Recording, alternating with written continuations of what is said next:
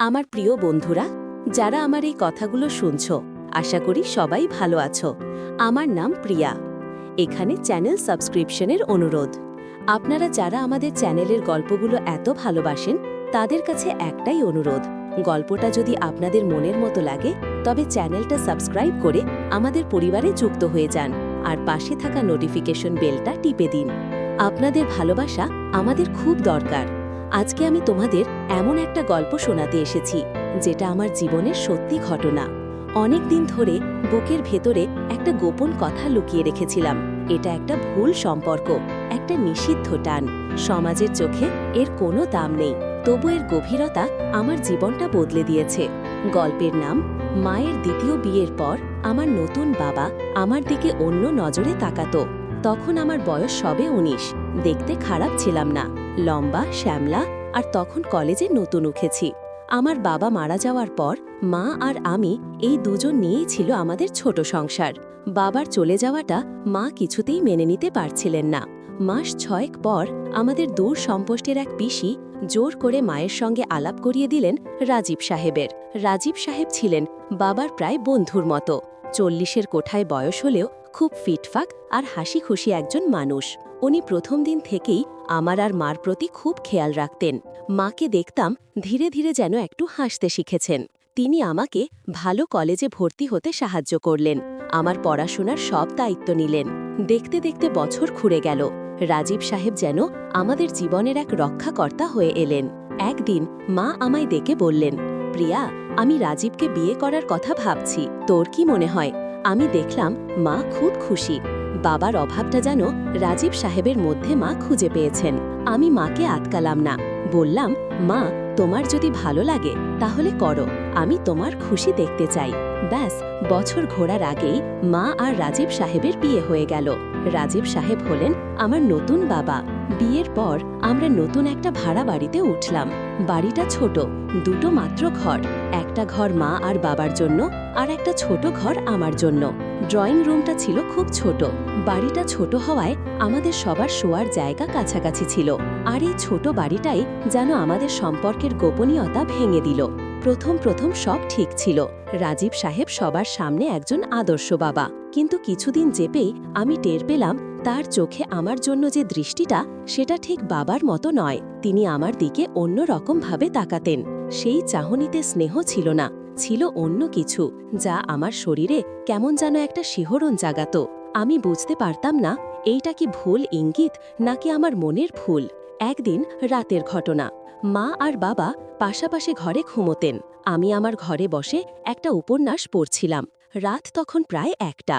হঠাৎ দরজায় আলতো টোকা পড়ল। কে? আমি ফিস ফিস করে জিজ্ঞেস করলাম। আমি, প্রিয়া, তোর বাবা। আমি অবাক হলাম, এত রাতে কেন? আমি তাড়াতাড়ি উঠে দরজা খুলতেই রাজীব সাহেব ঘরে ঢুকলেন। তার পরনে শুধু একটা সুতির পাঞ্জাবি। তিনি ঘরে ঢুকেই দরজাটা আলতো করে ভেজিয়ে দিলেন। ঘুম আসছে না, তিনি চাপা গলায় বললেন, আসলে তোর মা একটু আগে উঠে বাথরুমে গিয়েছিল, তারপর দেখি সে শুয়ে কেমন কাতরাচ্ছে, শরীরটা খারাপ মনে হলো।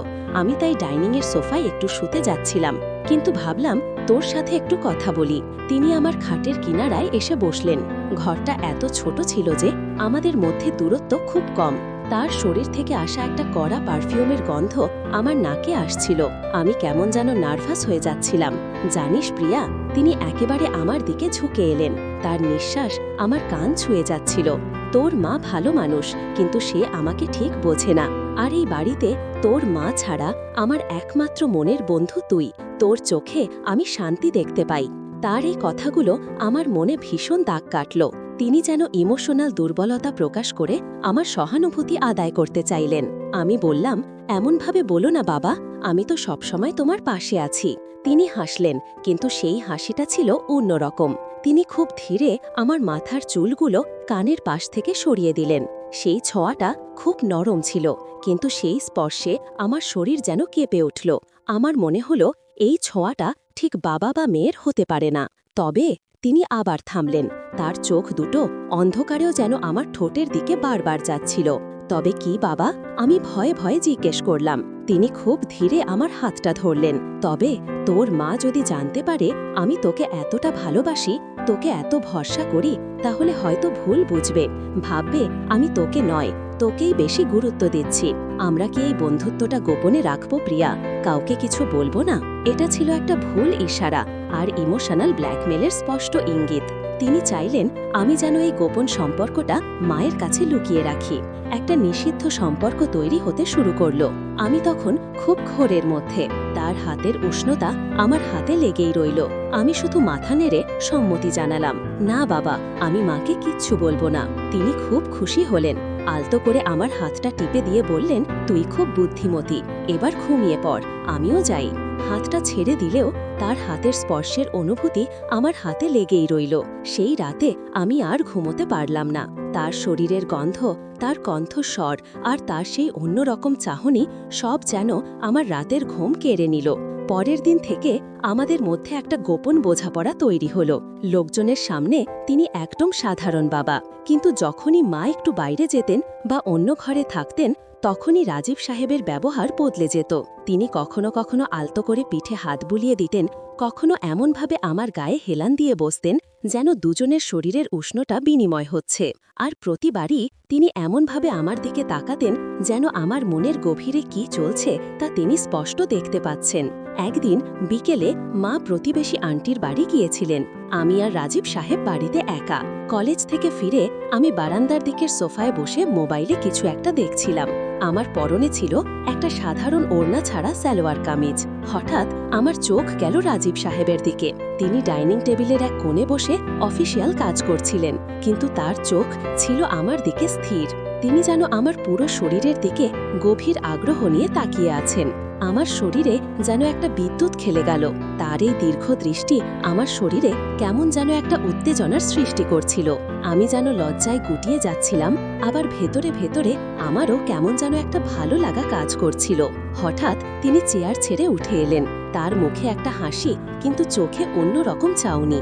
তিনি এসে আমার পাশের সোফায় বসলেন। আমাদের মাঝে থাকা একটা কুশন ছিল, তিনি সেটা আলতো করে সরিয়ে দিলেন। আজকে তোকে কেমন যেন খুব ক্লান্ত লাগছে প্রিয়া, জিজ্ঞেস করলেন তিনি। না বাবা, ঠিক আছি, আজ কলেজে অনেক ক্লাস ছিল তো। আমি স্বর যতটা সম্ভব স্বাভাবিক রাখার চেষ্টা করলাম। তিনি এবার আমার দিকে ঘুরে বসলেন। তার শরীর আমার খুব কাছাকাছি। তার এক হাত সোফার পেছনে রাখা, যেটা প্রায় আমার কাঁধ ছুঁয়ে আছে। আসলে কি জানিস, তিনি খুব নরম গলায় বললেন, তোর মা তো এখন অনেক ব্যস্ত থাকে সংসার আর সমাজ নিয়ে, কিন্তু আমি চাই তুই যেন আমাকে তোর বন্ধুর মতো সব কথা বলতে পারিস। তোর শরীর খারাপ লাগলে বা কোনো কষ্ট হলে আমাকে বলবি। তার এই কথাগুলো আমার মনে ইমোশনাল চাপ বাড়াচ্ছিল। তিনি যেন বারবার বোঝাতে চাইছেন যে তিনি তার মায়ের চেয়েও আমার বেশি আপন। আমি মাথা নিচু করে বললাম, আমি তোমায় সব বলি বাবা। তার চোখ দুটো তখন জ্বলজ্বল করছিল। তিনি ধীরে ধীরে তার হাতটা সোফার পেছন থেকে নামিয়ে আলতো করে আমার কাঁধের ওপর রাখলেন। সেই স্পর্শটা মুহূর্তের জন্য, কিন্তু আমার মনে হলো তার হাতের ছোঁয়া আমার চামড়া ভেদ করে ভেতরে চলে যাচ্ছে। তার হাতটা নেমে এলো আমার পিঠের দিকে। আমার বুক ধড়ফড় করছিল। আমি চোখ তুলে তাকাতেই দেখলাম তিনি আমার চোখের দিকে তাকিয়ে নেই। তার দৃষ্টি আমার গলার কাছটায়। এইটা দেখ। তিনি হঠাৎ নিজের হাতটা সরিয়ে নিলেন, আমার হাতটা ধরে তার দিকে টেনে নিলেন। তোর হাতটা কেন এমন ঠান্ডা? শরীর খারাপ লাগছে না তো? তিনি আমার হাতের তালুতে তার আঙুল দিয়ে আলতো করে চাপ দিলেন। সেই চাপটা শরীরের ভেতরে একটা উষ্ণ স্রোত তৈরি করল। আমি আমার হাতটা সরাতে পারছিলাম না। আমার শরীর যেন মনের কথা শুনছিল না। তিনি তখন আমার দিকে ঝুঁকে এলেন। তার শরীরটা পুরো আমার শরীরের ওপর ঝুঁকে এসেছে। তিনি তার ঠোঁটটা নিয়ে এলেন আমার কানের কাছে। আমার দিকে আরেকটু ঘেঁষে বস, তিনি এমনভাবে বললেন যেন এটা একটা গোপন নির্দেশ। তার উষ্ণ নিঃশ্বাস আমার কানের ভেতর দিয়ে ভেতরে প্রবেশ করল। আমি অবাধ্য হতে পারলাম না। আমার সমস্ত লজ্জা আর দ্বিধা যেন উধাও হয়ে যাচ্ছিল। আমি একটু নড়ে তার শরীরের দিকে ঝুঁকে গেলাম। তিনি এবার আমার কপালে আলতো করে চুমু খেলেন। তারপর সেটা নামিয়ে আনলেন আমার গাল আর গলা পর্যন্ত। আমার শরীরে বিদ্যুতের মতো একটা স্রোত খেলে গেল।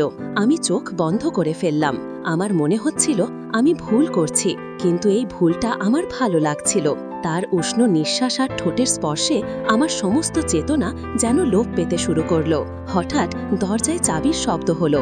মা ফিরে এসেছেন। সাথে সাথে রাজীব সাহেব এক ঝটকায় সরে গেলেন। তিনি দ্রুত হাতে তার পোশাক ঠিক করে নিলেন। আমি হতভম্বের মতো সোফায় বসে রইলাম। আরে, তোমরা দুজন এখানে কি করছো? মা ঘরে ঢুকেই জিজ্ঞেস করলেন। রাজীব সাহেব খুব স্বাভাবিক গলায় বললেন, আর বলিস না, প্রিয়ার শরীরটা কেমন খারাপ লাগছিল, তাই ওর হাত ধরে দেখছিলাম জ্বর এসেছে কিনা। মা আমার দিকে এক পলক তাকালেন, তারপর বাবার দিকে। আচ্ছা, তুমি যাও, আমি ওর জন্য চা করে আনছি। মা চলে যাওয়ার পর রাজীব সাহেব আবার আমার কাছে এলেন। তিনি আলতো করে আমার হাতটা ধরলেন। কেউ যেন জানতে না পারে প্রিয়া, এটা শুধু আমাদের দুজনের গোপন কথা, কেমন?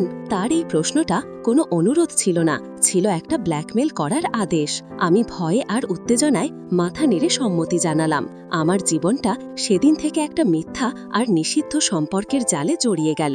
এই গল্পটা আরও অনেক বড়, অনেক গভীরে।